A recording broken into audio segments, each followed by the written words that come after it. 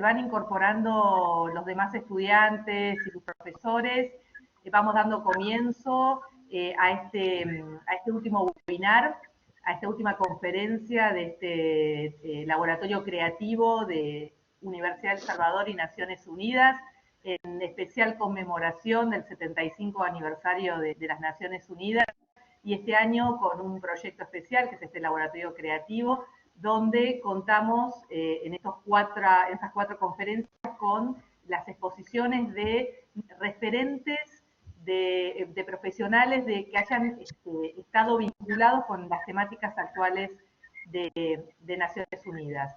En la temática que nos ocupa hoy, fundamentalmente vamos a tener a la doctora Paula Daldín, pediatra con experiencia en acciones humanitarias, y al embajador, doctor Alejandro Daneri, que también nos hablará de sus experiencias y su vinculación vocacional. En este espacio también tenemos la presencia de la señora decana de la Facultad de Ciencias Sociales, la doctora Mariana Colota, y del señor embajador y director de la carrera de Relaciones Internacionales de la Universidad, el embajador Julio Lascano Bedia, que nos van a acompañar, como siempre, en estos espacios. Mariana, primero bienvenidos a todos. Aprovechemos este momento para tomar todos los conocimientos que podamos para después plasmarlos en nuestros trabajos finales. Y Mariana, te cedo la palabra para la presentación. Gracias. Muchas gracias, vicerrectora académica Romina Cavalli. Buenos días, mi nombre es Mariana Colota, yo soy la decana de la Facultad de Ciencias Sociales de la Universidad del Salvador. Nos honra compartir este viernes soleado con ustedes en el marco del Laboratorio Creativo de Naciones Unidas, y en este caso para acercarles, tal como dijo Romina, a dos personas que han trabajado activamente y nos van a dar testimonio de ellos en los nuevos desafíos del mundo actual en misiones humanitarias. Ellas son la doctora Paula Daldín, es médica pediatra, es titular de la Sociedad Argentina de Pediatría, y hoy nos va a acercar su experiencia con su propio testimonio, lo cual nos honra y le agradecemos mucho.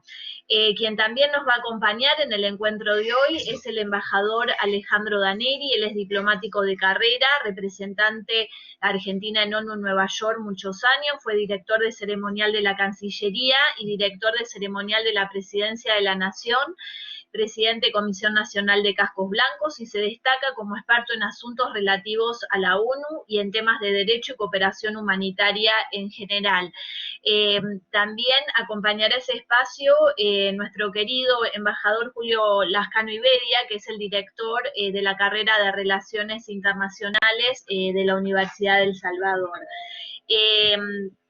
La idea de estos webinars, y este es el último y el cuarto, y por eso les queremos agradecer este acompañamiento a lo largo de estos distintos viernes, es el de poder darles herramientas, aportarles ideas, conceptos, reflexiones desde el rol que cada uno de estos expertos, por sus experiencias y trayectorias, nos acercan.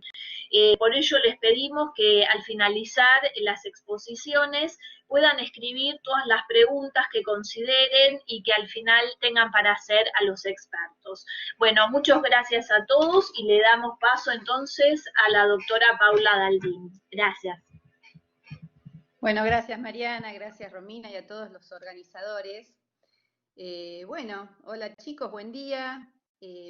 Me convocaron para que les cuente un poco cuál fue mi vivencia, ¿no? en estas experiencias humanitarias que tuve. Yo les cuento que mi formación como pediatra fue bastante estructurada, digamos, como suele pasar en mi área, en el área de medicina. Un poco contarles el derrotero y lo que me llevó a hacer cómo me decidí a participar en estos eventos, digo los eventos de asistencia humanitaria. Yo hace 25 años que soy pediatra, toda mi formación, como les decía, es bastante estructurada. Pasé por mi formación de grado en la Facultad de Medicina en la UBA, después hice la residencia, que ustedes saben son 4 años, Y a partir de ahí logré mi especialización como pediatra, trabajando en muchísimos lugares de distintas índoles socioeconómicas, algunas experiencias dentro del país, con lo que se trata de poblaciones vulnerables, pero principalmente se centró mi actividad en Buenos Aires, ¿sí? Durante 20 años hice internismo, así que la verdad es que pasé mi vida profesional adentro de lugares bastante encerrados, que son los hospitales, los sanatorios, a lo sumo consultorio, pero dentro de estas instituciones bastante rígidas. Y la verdad que ahora, después de muchos años de experiencia como pediatra, una vez me contactaron, sabiendo por ahí mi perfil profesional, calculo, y apareció esta posibilidad de asistir a una población muy particular. La primera fue en Cúcuta, que es el norte de Colombia, donde fuimos un grupo de profesionales, éramos 11, pediatras, clínicos, psicólogos y enfermeros, a asistir a esta población que en realidad era en su mayor parte venezolana. Cúcuta está en el norte de Colombia, en el puente, puntualmente nosotros estábamos a 2 kilómetros de lo que es el puente Simón Bolívar, nuestro campamento, nuestra carpa, que en ese momento íbamos representando a Cascos Blancos, estaba a la salida del puente del lado de Colombia, y ahí montamos, junto es decir, lo montó Cascos Blancos, ¿no? Montamos una carpa de asistencia para esos migrantes que venían de un pueblo cercano de Venezuela a buscar asistencia médica, suministros, alimentos, etc. Y pasaban por ese puente alrededor de 35.000, 40.000 personas por día, que algunas seguían su paso a distintos lugares de Latinoamérica, distintos países de Latinoamérica, y otros volvían a su país de origen, a Venezuela, después de haberse asegurado los suministros. Entonces, imagínense que fue una experiencia muy, muy conmovedora, muy movilizadora, una población muy vulnerable, con muchísimas carencias, donde yo tuve la posibilidad de ver incluso patologías que hacía muchísimos años que no había visto. En Argentina nosotros tenemos un plan de vacunación muy completo, entonces muchas patologías como el sarampión, que resurgió por estos movimientos migratorios, no había visto desde el año 96, así que imagínense todo lo que son patologías que tienen que ver con el medio, con la sanidad ambiental. Bueno, en ese momento lo veíamos como cosa de todos los días, ¿no? Niños con hepatitis A, con sarampión, cuadros de difteria. En mi vida había visto un cuadro de difteria, leishmaniasis, que es una enfermedad parasitaria del campo. Bueno, todo lo que corresponde a poblaciones que entran en situaciones de insalubridad muy importantes. La verdad que fue una experiencia muy movilizante para mí en un momento de mi vida en que estaba como un poco de vuelta con mi profesión, ¿no? Después de tantos años de ejercicio, de una manera bastante estructurada, encontrarme con esto que me movilizó mucho, incluso como personalmente. Ahí ven una de las fotos, ese era nuestro campamento en Cúcuta, donde íbamos todas las mañanas y pasábamos el día para asistir a estos chicos que, bueno, también había población colombiana, era un mix, ¿no? Pero fundamentalmente venezolanos. Después de esta misión se me convocó para otra, de otras características, que fue la de un buque. Ese es el grupo de todos los profesionales que estuvimos en Cúcuta. Que bueno. En un buque les decía que es el hospital naval, el hospital marítimo, digamos, uno de los más grandes. Hay 12 barcos de esta magnitud, de este tamaño. Uno creo que es el chino y este que es el americano, para trabajar en una misión ellos hacen asistencia, pertenece a la Naval Americana, el hospital, y hacen asistencia a todo lo que es el Cono Sur. Generalmente lo hacen en catástrofes, en situación, bueno, en situación de guerra, en situación de catástrofe y en situaciones de misiones humanitarias, ¿no? Que son de menor complejidad, porque yo les cuento que este barco tiene 4 o 5 pisos, yo en su momento más o menos calculé que tenía la dimensión del Hospital Fernández, que es donde me formé y que conozco bien. Tiene 9 quirófanos, imagínense lo que es adentro este barco, ¿no? Íbamos 200 médicos en este caso porque era una misión humanitaria, pero tiene capacidad para muchos más. Y ahí me encontré con profesionales de todo Latinoamérica y Estados Unidos. Fue una experiencia mucho más montada sobre lo logístico, porque el barco obviamente no puede, de este tamaño, no puede amarrar a los sitios donde quería realizar la asistencia, porque son puertos pequeños, entonces quedaba dando vuelta en alta mar y teníamos que bajar en helicóptero o con lanchones, y bueno, eso estaba muy organizado realmente por el grupo de naval americano, y ellos tienen una manera y una logística muy prolija para hacer todo este tipo de operaciones con muchos, digamos, con muchos recursos, ¿no? Ponen en todas estas misiones.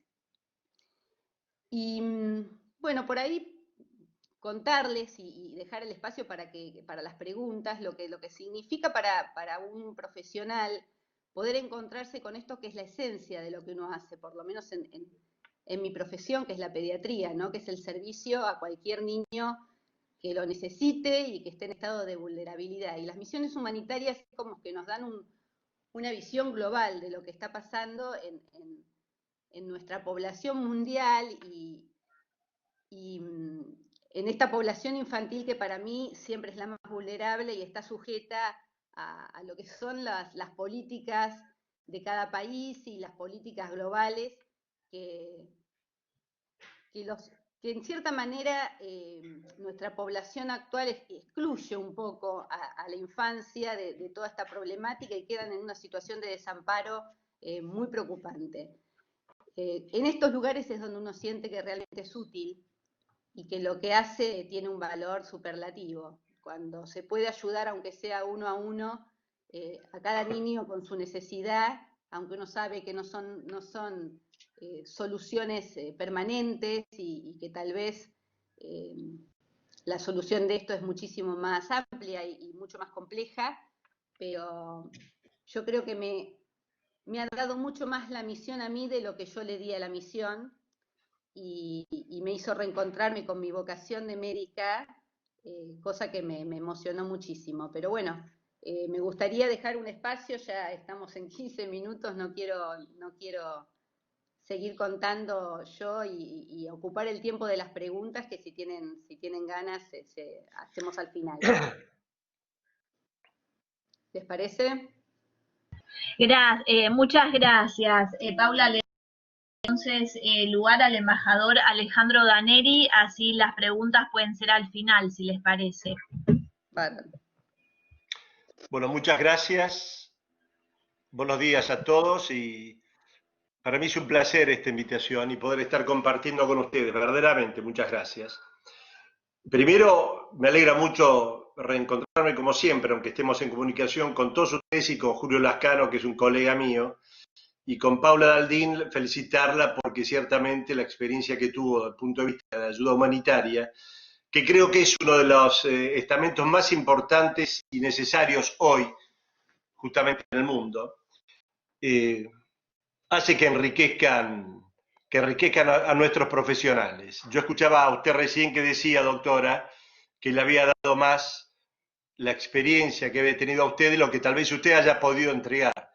Yo supongo que siempre la capacidad que tiene un médico en cuestiones humanitarias tiene que ver con eso, que cada vez más entregar y no retirarse de una acción humanitaria, porque las necesidades son muchas.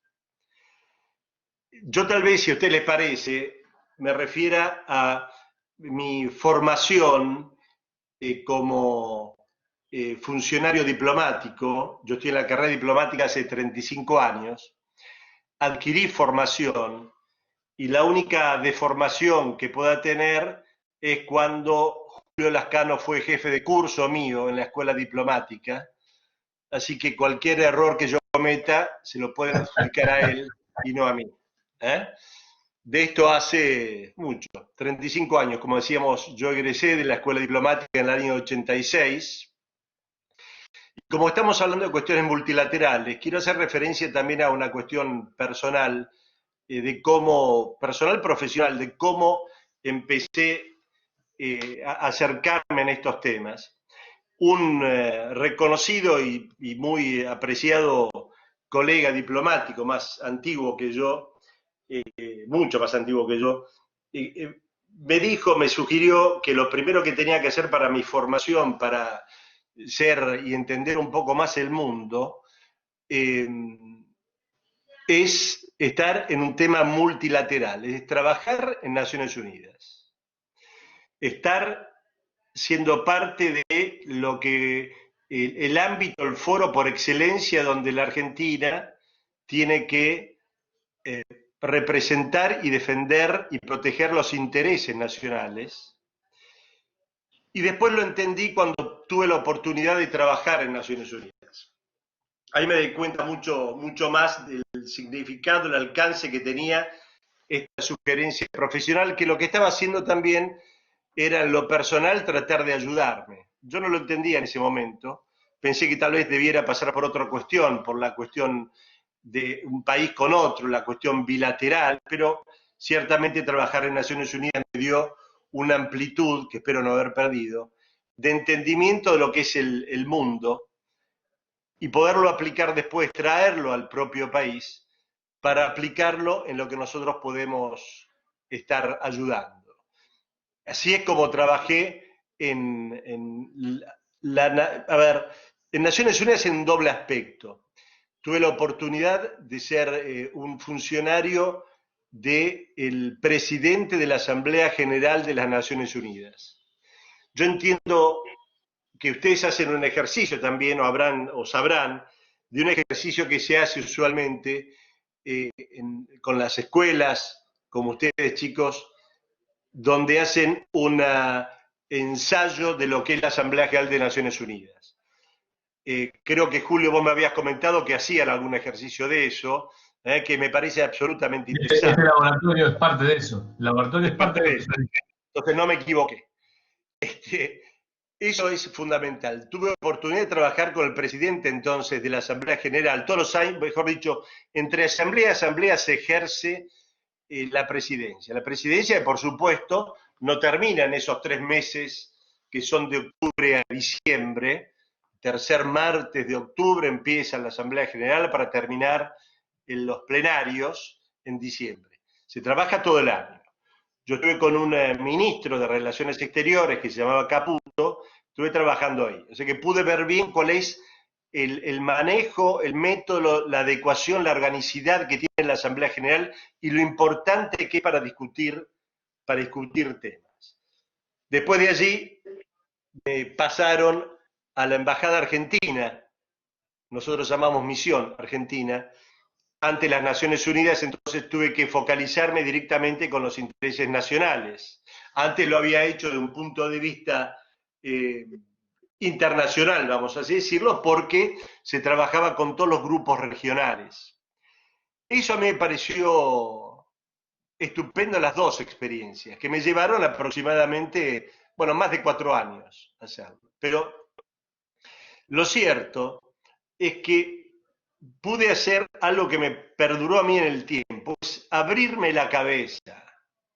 Y abrir mi cabeza significaba entender que los países se desarrollan mucho más cuando interactúan y no cuando están cerrados, no cuando se aíslan, no cuando se quedan en su propia realidad, porque eso, como en la vida misma de cada uno de nosotros, y ustedes más que están en formación, vamos cercenando posibilidades, y es lo que justamente no hay que hacer. esto va más allá de las cuestiones económicas, de cuánto mejor va la cuestión económica, si abrimos el dólar, que no el dólar, eso no importa. Estamos hablando de cuáles son los intereses, cómo uno tiene que interactuar con otros países, tiene que hacerlo regionalmente, tiene que extraerlo mejor justamente para volcarlo en la propia realidad, tanto nacional como personal. Y yo creo que tal vez la vocación, la cuestión profesional de cada uno es el momento oportuno justamente para estar pensando en cómo se llevan adelante estas cuestiones. Durante 35 años yo pasé por varias otras funciones. La verdad que yo puedo hablar de la carrera diplomática, yo creo que Julio Lascano, por la posición que tiene con ustedes ahora, puede hacerlo y desarrollarlo mucho más, ciertamente, pero yo encontré en la diplomacia mi verdadera vocación. Si bien soy abogado, si bien el derecho a mí me gusta, hasta por una cuestión tradicional y familiar, me gusta mucho el derecho en sí, pero no el ejercicio de las funciones como podría ser el día a día de la cuestión de la abogacía. Entonces, en la diplomacia encontré mi desarrollo, pero otra vez, justamente porque tiene que ver con cuestiones de índole hasta cultural, digamos, esta amplitud que me permitió la propia Cancillería de conocer otros espectros. Yo creo que no hay mejor servicio para el país, un país que necesita de nosotros y desarrollo, ideas y adecuarnos y tener lo que debíamos buscar, tener una estabilidad que permanentemente se vaya perfeccionando, adecuándonos, acomodándonos a los nuevos momentos, al momento, ¿no es cierto? Cada uno de nosotros para poderlo llevar y traer. Yo no sé cuántos minutos hablé, qué dije, menos de 15, pero igual de todas formas tal vez sea mucho más enriquecedor las preguntas que los chicos nos vayan a hacer, creo, doctora, perdóneme, que las exposiciones. Así que yo quedo ahí abierto y ya libre para esto. Así es. Pablo, seguimos con coordinación. ¿Cómo querés que sigamos? ¿Con los alumnos o con comentarios? Mariana. Aquí ahí abrimos el espacio a las preguntas, pero no sé si querés hacer algún comentario sobre... Sí, yo quería hacer un comentario muy breve para los chicos que están aquí, que son cientos. Primero que sepan tanto la doctora como Alejandro que con mucha ingenio y mucha iniciativa, como siempre tiene Naciones Unidas, y Alejandro lo expresó muy bien, se creó este laboratorio creativo, que en el fondo es casi un complemento de ese juego que él mencionaba, para que el mundo sepa y para que ustedes sepan desde jóvenes la importancia de la ONU.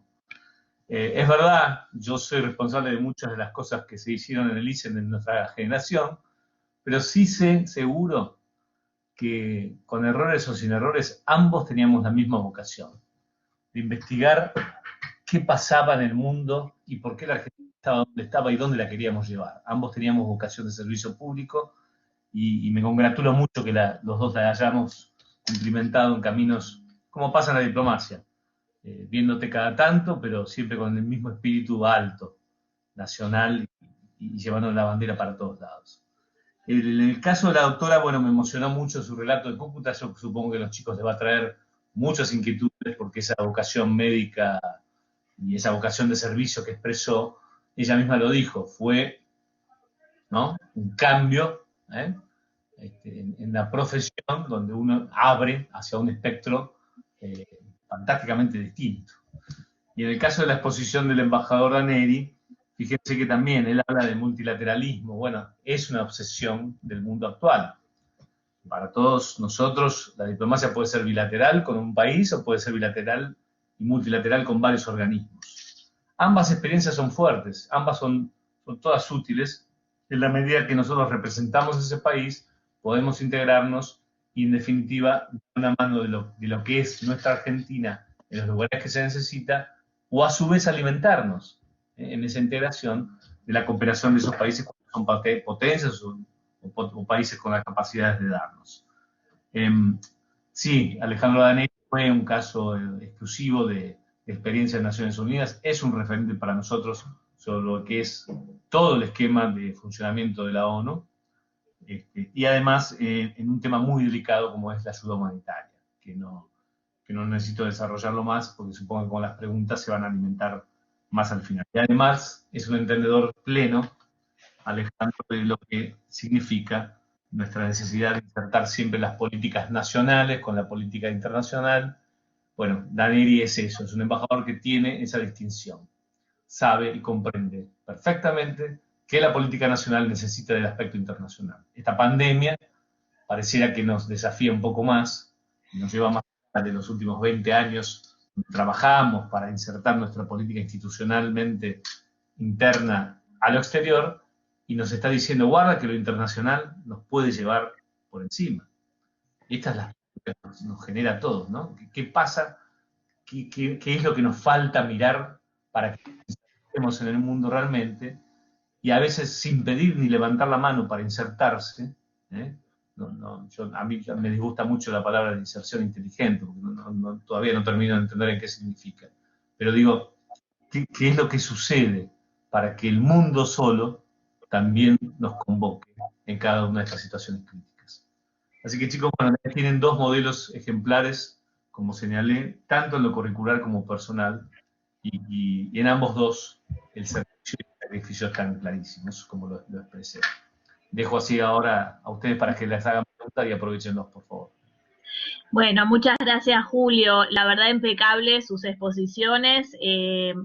Imagino que deben haber sido de mucha utilidad para los chicos. Gracias por el compromiso de todos. Paula, Daniel, la verdad, muy claros en sus exposiciones.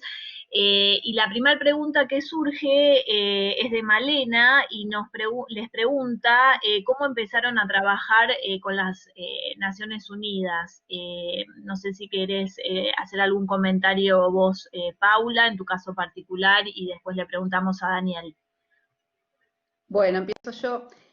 Yo no trabajé con Naciones Unidas, sino que en esa carpa que yo les mostraba, que se instaló por Cascos Blancos, tuvimos relación con la gente de ACNUR, que también tenía el campamento al lado de nuestra carpa, bueno, y seguramente también la tenía la Cancillería de Cascos Blancos, pero nosotros íbamos en relación a la Cancillería Argentina.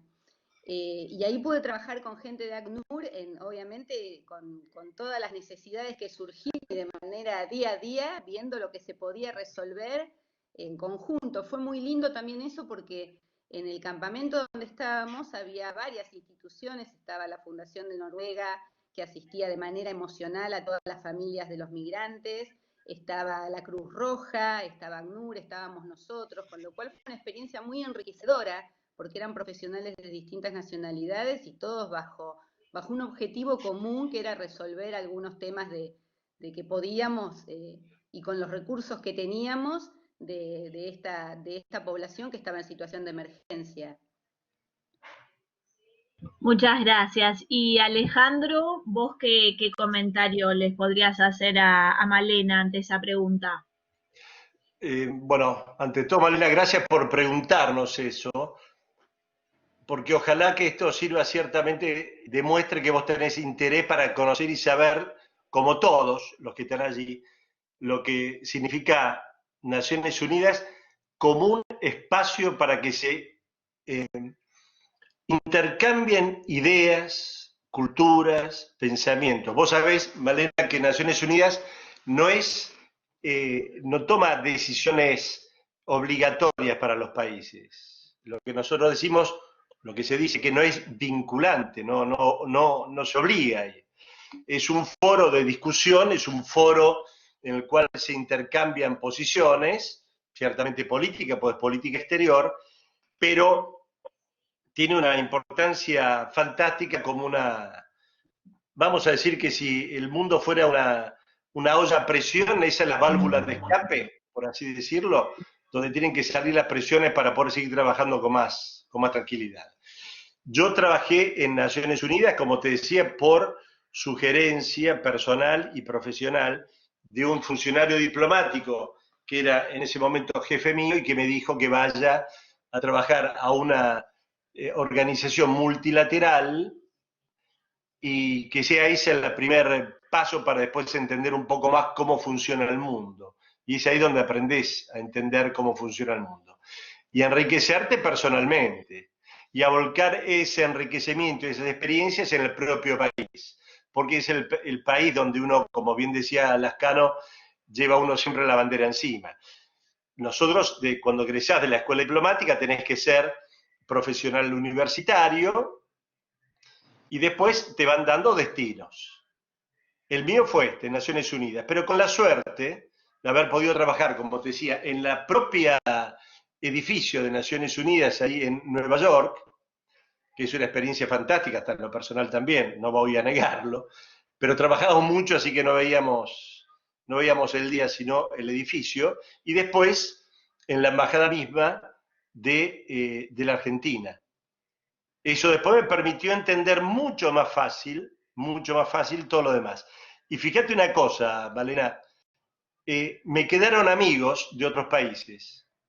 Entonces, a lo largo de los años, yo fui encontrándome y solucionando problemas porque recordaba que José, Juan, María o Yusef eran diplomáticos de Egipto, de Honduras, de Surinam, y yo podía arreglar las cosas con ellos. Pues los llamaba, apelaba a ese recuerdo de experiencias comunes y le pedía que solucionáramos un problema para su país y para mi país.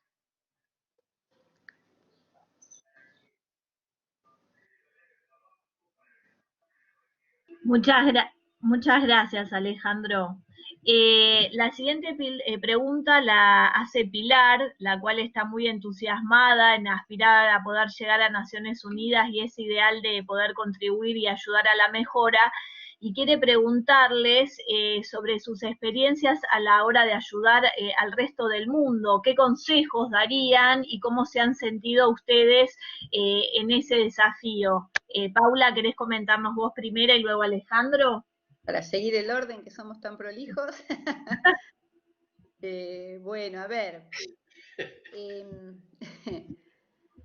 ¿Qué consejo te puedo dar? Y te puedo decir que sigas en estos momentos, ¿no?, tan difíciles con respecto a lo que uno se plantea con la profesión, que creo que se desvirtúa esto de que si trabajamos para la rentabilidad o si trabajamos para nuestra satisfacción personal. Y yo creo que lo que hay que priorizar es eso. Si tu corazón te dice que querés ejercer ayuda humanitaria, que se puede hacer de manera internacional y también se puede hacer, yo creo, hasta adentro de mi propio consultorio, yo creo que hago ayuda humanitaria muchas veces. Entonces, si hay algo que a mí me permitió en mi vida poder sortear mis dificultades personales, económicas, de toda índole, es que me aferré a mi vocación y siempre hice lo que creía que se debía hacer y lo que me gustaba hacer. Y la verdad que durante todos estos años que tengo como experiencia profesional, fui cambiando, fui siendo personas distintas a medida que los años avanzaron, y esto de volver a la actividad humanitaria de manera más explícita, como es ir a otros países, me volvió a lo que era mi vocación primaria como médica, ¿no? Cuando decidí entrar a la Facultad de Medicina y encarar ese estudio bastante arduo para poder ser pediatra y asistir a los niños. Así que creo que uno tiene que siempre ir creciendo en la profesión y ir guiándose por lo que realmente lo motiva y lo estimula, ¿no? Creo que es el parámetro más importante que no hay que perder de foco. Es el consejo más desde mi corazón que te puedo dar. Muchas gracias, Paula. Alejandro, vos, ¿qué les contestarías? Primero, coincidente en la misma línea que está diciendo la doctora Daldín, yo diría que siempre hay que seguir los ideales superadores que hacen a la cuestión egoísta de las personas, a las cuestiones que hacen solamente a la persona, al individuo, a uno mismo. Tiene que buscarse ideales que superen para que sea justamente esto lo más enriquecedores también para las personas. Yo estoy seguro, y volvemos a lo que decía la doctora Daldín, que la experiencia que tuvo la debe haber enriquecido mucho al ayudar a las personas. Lo que yo tengo entendido es eso justamente, cada uno vuelve con un bagaje mayor, con mucho más satisfacción que la ayuda propia incluso a cada uno de las personas, del prójimo, que se puede hacer desde un consultorio también. Ahora, fíjense que en el caso particular de Naciones Unidas, uno no tiene que imaginar solamente, y seguramente ya se lo habrán explicado, se lo habrán dicho, que es la Asamblea General de Naciones Unidas. Uno piensa, la primera imagen de Naciones Unidas es la Asamblea, con todos los delegados sentados, los 193 miembros creo que son hoy de Naciones Unidas, sentados en sus bancas y haciendo discursos. No es eso, es estar en todo el mundo, es trabajar en todo el mundo y trabajar en las agencias.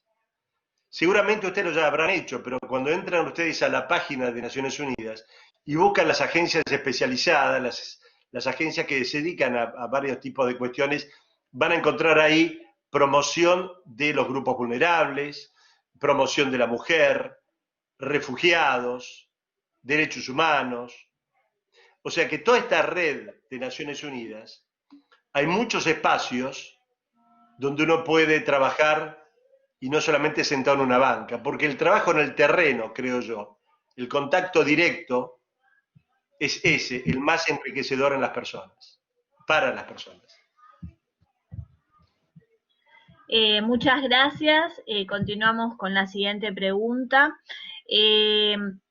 La pregunta la hace Iñaki y tiene que ver cómo es el seguimiento de la gente asistida una vez finalizada la etapa de urgencia inmediata. ¿Hay programas de seguimientos de esas personas? Yo creo que la doctora Daldín no tiene que contestar siguiendo el orden, pero aparte porque sabe. Yo de eso no sé. Yo justamente iba a decir que lo contestés vos eso. A ver, puntualmente en las misiones, la gente que va al terreno a hacer las misiones no puede ejercer ese seguimiento, cosa que desde mi lado de médica es lo que más me costó, porque me hubiese encantado poder hacer un seguimiento de todas las personas que vi y de la misión en sí misma, pero en general como se organizan estas misiones, se va alternando los grupos de trabajo, y bueno, cuando nosotros volvimos, por ejemplo, mi grupo volvió de Cúcuta, fue otro grupo, y después situaciones especiales y características de cada problemática puntual, inmersas en unas circunstancias particulares económicas, hace que, y políticas, hace que esa misión continúe o se interrumpa. En el caso de Cúcuta, después de que fuimos nosotros, fue otro grupo que siguió trabajando otro mes y después se interrumpió, pero por cuestiones políticas que ustedes ya deben recordar. Colombia en ese momento cerró relaciones con Venezuela, rompió relaciones con Venezuela, el puente por donde nosotros veíamos pasar todas las mañanas la gente se cerró y esa gente quedó sin asistencia de un día para el otro. Entonces, ese es mi seguimiento, pero no pude seguir a la gente, a esa población que tanto necesitaba. Y eso también es un punto a tener en cuenta cuando uno tiene esta actividad, porque vuelvo a lo que les dije antes, a veces uno se siente como insuficiente en lo que está haciendo. Lógicamente, porque hay cosas que cuando más con los que trabajamos en terreno no dependen de nosotros, toda esa organización de la misión y de que los gobiernos acepten esa ayuda. Entonces, bueno, esa parte frustrante de nuestra actividad, como todas las actividades que tienen una parte donde un poco nos frustramos, bueno, hay que aprender a superarla y seguir adelante. Pero el seguimiento, me imagino, al que vos te referís, bueno, lo hará Naciones Unidas, con grupos de trabajo, que hacen estadísticas, que hacen investigaciones, o en ese momento después, y bueno, esos son instrumentos que ahí sí Danelli les puede hablar un poco más. Pero si ese seguimiento te referías desde lo médico, es así como me sucedió a mí, va. Bueno, muchas gracias. Mariana, aprovecho un segundo la intervención mientras que está el embajador. Y digo, qué interesante, ¿no? Haber escuchado a la doctora Daldín, escuchar a ambos embajadores, y todos tienen un punto de unión que tiene que ver con el concepto del servicio. Fíjense cómo el servicio cala profundamente en distintos ámbitos. No en vano su santidad habla del poder del servicio y lo pone como un foco importantísimo. Qué rico y qué interesante, fíjense qué diverso. Y Paula, aprovechando tu tiempo, y creo que nos puede llegar a ser una pista muy interesante, ¿no? ¿Cómo fue en tu vocación? Algo lo dijiste en tu charla, ¿no? Pero ¿cómo impactó en tu vocación de médica el que vos puedas estar en una misión humanitaria, el poder estar un periodo de tiempo, y cómo te impactó a vos en tu recorrido? Porque claramente cuando vos tomaste la decisión de ser médica, hay una decisión vivencial, ¿no? ¿Cómo lo viviste desde ese lugar? Bueno, es interesante lo que me preguntaste, lo agradezco, porque a mí la misión, yo les voy a decir primero la conclusión que saqué a título personal y después les explico un poquito por qué. A mí la misión me salvó con respecto a mi profesión, porque yo siempre tuve una actividad muy intensa desde lo asistencial, ¿sí? Trabajaba muchísimas horas, estuve 20 años de mi vida muy dedicada a la internación, y también tuve como un proceso de agotamiento dentro de lo que hacía, y el sistema me fue llevando a que cada vez la demanda que tenía profesional era altísima. Y llegó un momento que yo estaba con muchísimas obligaciones, con muchísimos cargos, con cargos de altísima responsabilidad, y apareció la misión que me sacaba un mes de todo esto, y a mí emocionalmente me movilizó tanto poder hacer esto, que pude organizarme e irme un mes. Hablo puntualmente de Cúcuta, que fue por ahí el trato más personalizado que tuve con pacientes de riesgo, ¿no? De vulnerabilidad. Y yo por eso digo, a mí la misión en ese momento salvó mi vocación, porque como nos pasa mucho a los profesionales argentinos, llegamos a ese estado de burnout por sobrecarga de responsabilidad y de estrés, porque no es fácil ejercer en nuestro país, y paradójicamente la misión para mí fue una oleada de aire puro, ¿no? De aire fresco. A pesar de que iba a haber gente y de que iba a estar con personas de mucha vulnerabilidad, pero bueno, lo mío es eso, ¿no? Siempre veo personas en estado de vulnerabilidad. Estas, bueno, eran personas que aparte de estar con enfermedades, estaban con carencias y con mucha vulnerabilidad social. Pero por eso digo que saqué yo más provecho seguramente del servicio que pude brindar. Muchas gracias. Paula, hay una última pregunta en la cual Nerea nos consulta sobre el tema de los migrantes climáticos y su migración forzada. ¿Qué propuestas hay, qué mirada hay desde el ámbito internacional respecto de esta problemática, sabiendo que mayormente son niños y mujeres los más afectados? No sé si el señor embajador quiere contestar esta pregunta. Gracias por la oportunidad de responder una pregunta tan difícil, tan complicada. No podría decirte si hay... A ver, yo tuve una respuesta casi general de que la situación es grave, cada vez más grave. La cuestión migratoria, por cuestiones de emergencias provocadas por el hombre y por la naturaleza, va en aumento y es imprevisible. No hay recursos suficientes en el mundo para evitar eso. Verdaderamente no creo que haya, salvo medidas que se tomen para el propio convencimiento de la gente en dónde tienen que ubicarse y cómo tienen que actuar sobre el medio ambiente, también eso es importante. No creo que haya medidas que puedan cubrir lo que puede pasar en todas partes del mundo. Honestamente no, y no creo que haya, digamos, presupuesto alguno que pueda alcanzar por la imprevisibilidad propia de las cuestiones humanas y de la naturaleza. Realmente no creo. No sé, Julio, vos qué pensarás, pero... Coincido. Difícilmente lo hago. Como también es difícil hacer el seguimiento. Ustedes habrán visto que yo entré y salí de la sala y me disculpo, porque había otra actividad que tampoco podía también es muy difícil hacer el seguimiento. Y perdón que vaya a 3, 4 preguntas para atrás. Es muy complicado. Y yo creo, perdóneme doctora si me meto en un tema suyo, que hay de haber parte de la frustración justamente de los profesionales que quieren ayudar, porque después, cuando uno hace una acción humanitaria, por ejemplo, sale, se retira, y sabemos que no hay seguimiento, porque los países mismos no pueden cumplir con esas cuestiones. De hecho, los ciudadanos, los nacidos en algunos países que necesitan la ayuda de Naciones Unidas, es justamente porque no tienen las posibilidades de darle cumplimiento a esas personas que necesitan de los recaudos necesarios para su salud, para la vivienda.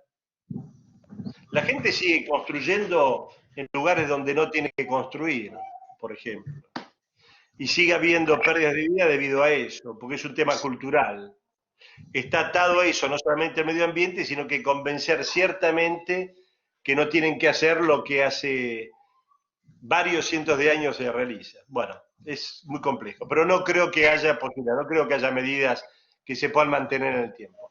Perdón, la pandemia lo está demostrando. Claro. Sí. Así es. Sí, Julio, si querías cerrar. Complementar un poco, además, lo señalado. Primero, tal como dice la doctora, esto es un servicio permanente. Los médicos hacen guardias y servicios. Para que sepan los chicos, los diplomáticos también hacemos guardias y servicios. Digamos, las vocaciones públicas que ustedes van a tener ahora, o no públicas, van a definir su vocación personal, seguramente, y al momento de decidir qué camino quieren tomar.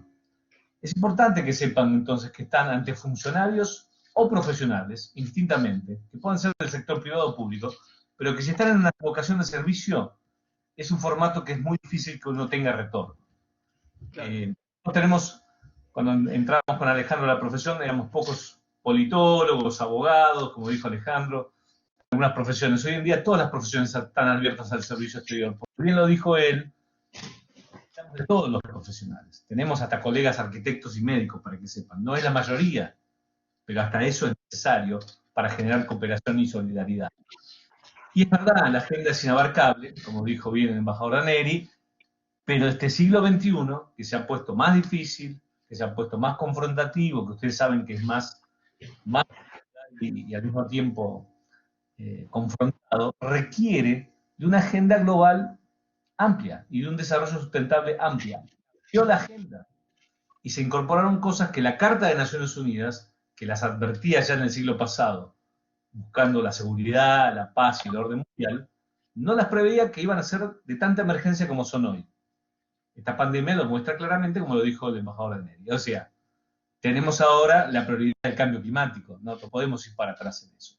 Tenemos ahora la prioridad de la hambruna mundial, es una emergencia que no solamente el Papa Francisco empuja sobre estos todos los días, sino que nos lo recuerda por escrito y los grandes líderes también.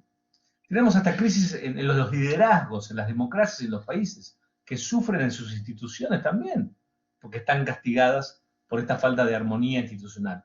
Hay que reforzar el sistema mundial de la ONU. Todo esto es servicio. Servicios para el funcionario que va a entrar en las Naciones Unidas, servicios para los que trabajan en las ONGs, que han cobrado una gran importancia, ustedes lo saben, médicos de toda índole, profesionales de toda índole trabajan en todas estas organizaciones no gubernamentales también, y servicios que dan también todos los centros de estudio. Ustedes están hoy en uno y están escuchando y asistiendo a otro, que tienen un servicio ejemplar para capacitar gente, porque capacitar, como lo han hecho en su época en ayuda humanitaria, como lo ha hecho Alejandro desde Naciones Unidas y lo continúa haciendo permanentemente, él es un profesor permanente que capacita funcionarios permanentemente para que estén a la altura de estas circunstancias que señalamos. Bueno, esa es la tarea y el desafío que tenemos. Creo que eso redondeamos un poco, vicerrectora, decana, y el agradecimiento de tener a dos personas que encaran en sí lo que necesitamos, ¿no? Muchas gracias. Para que nuestro país lo levante. Alejandro. Sí, excelente. Perdón que mi intervención, pero realmente estoy más que asombrada por de tanto el embajador Daneri como la doctora Paula Daldí. Me parece que son dos testimonios de servicio, como dijo también el embajador Julio Lascano. Espero que hayan aprovechado. Las preguntas de los alumnos fueron muy precisas. Es notable como están empapados en el tema, tienen muchas inquietudes. Obviamente que el servicio, la labor en Naciones Unidas es muy atractiva, pero como dijo también el embajador Daneri, no es solamente la asamblea que vemos, las banderitas, sino que es mucho trabajo atrás, muchas horas, mucha dedicación, mucha vocación, mucha angustia por momentos y frustraciones. Lo mismo le habrá pasado a Paula en su tarea humanitaria, pero yo creo que estos testimonios permiten tener un horizonte de esperanza, permiten hacer un aporte a estos jóvenes que están decidiendo qué van a hacer en la vida. Yo creo que van a quedar en la cabeza de ellos por mucho tiempo, y por eso la invitación de ambos era eso, el poder expresar sus vivencias para que ellos puedan digerirlas y quizás decidir un rumbo el día de mañana y no ver que esta vocación de servicio es utópica, sino que es posible hacerla desde el lugar de cada uno, desde el lugar de cada uno. Entonces yo sumamente agradecida, embajador Daneri, Paula Dalín, embajador Julio Lascano, Mariana Colota, y a todos los alumnos que hoy han participado, a sus docentes que los están acompañando y directivos de los colegios. Y ya queda el último webinar y nos queda un trabajo más por hacer, que ya es la realización de este paper, que seguramente ya están escribiéndolo. Y bueno, esperemos en otro momento poder encontrarnos con esta linda audiencia, con este lindo panel que armamos aquí en este webinar. Nuevamente agradecida por el tiempo, especialmente de cada uno. Muchas gracias. Gracias, muy buen día. Gracias. Hasta luego. Un gusto, gracias. Gracias a todos. Gracias.